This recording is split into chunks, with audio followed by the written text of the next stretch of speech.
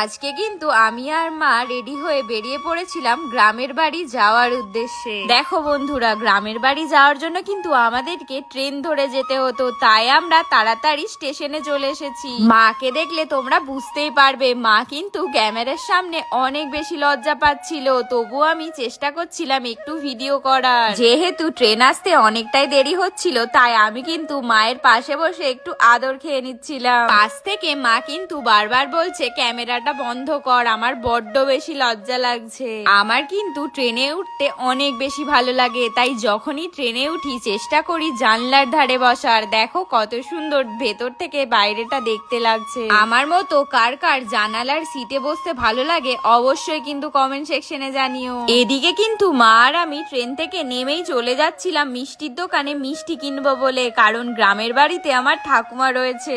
যেই রাস্তা দিয়ে আমি প্রত্যেকদিন স্কুল কলেজ যেতাম, সেই রাস্তাটা দিয়ে যখন আমি যাচ্ছিলাম কতই না ভালো লাগছিল। আমার মুখটা দেখে বুঝতেই পেরেছো আমি কত শান্তি অনুভব করছি। তোমাদেরকে তো জানাতেই ভুলে গেছি আমাদের গ্রামের বাড়িটা কোথায়। দেখো আমাদের গ্রামের বাড়িটা কিন্তু বাঁকুড়া ডিস্ট্রিক্টে পড়ে, যেখানে কিন্তু দামোদর নদী অবস্থিত, মানে দামোদর নদীর তীরেই বলতে পারো। দেখো আমি কিন্তু এখন দামোদর নদীর মধ্যে দিয়েই হেঁটে হেঁটে গ্রামের বাড়ি যাচ্ছি। আর এই যে দেখতে পাচ্ছ গাছগুলোকে, এইগুলো কিন্তু আলু গাছ, যেই আলু আমরা প্রত্যেক দিন খাই। আমি চেষ্টা করছিলাম তোমাদেরকে জুম করে দেখানো। তোমাদেরকে কিন্তু আমি একটা আগের ভিডিওতে বলেইছিলাম যে আমি যখন গ্রামের বাড়ি যাব তখন চেষ্টা করব তোমাদেরকে আলু গাছ দেখানোর। ফাইনালি কিন্তু সেই দিনটা চলে এসেছে যখন আমি তোমাদেরকে ভিডিওর মধ্যে দিয়ে সামনে থেকে আলু গাছ দেখাচ্ছি। এই দৃশ্যটা সামনে থেকে কি যে ভালো লাগছিল তোমাদের বলেই বোঝাতে পারবো না।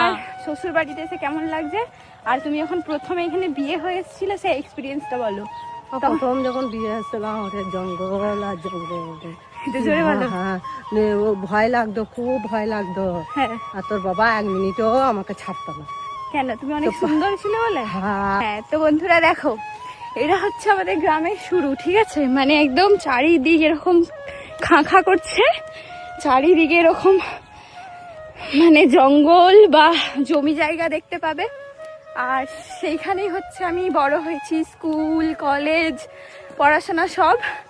তো তোমাদেরকে এইগুলোই বলছিলাম যে এগুলো দেখাবো, চলো আরো অনেক কিছু দেখাবো। ভালো আছি, তোমরা ভালো আছো? আরে আমি ভিডিও করছি। তো guys finally I want to enter my home only. I'm so much excited. এত দিনের আশার ফল বন্ধুরা, এই যে হচ্ছে আমাদের গ্রামের বাড়ি ঢোকার প্রবেশ পথ। মানে ঢুকতেই কিন্তু 7টা বড় বড় তাল গাছ, এগুলোই কিন্তু পার হয়ে একদম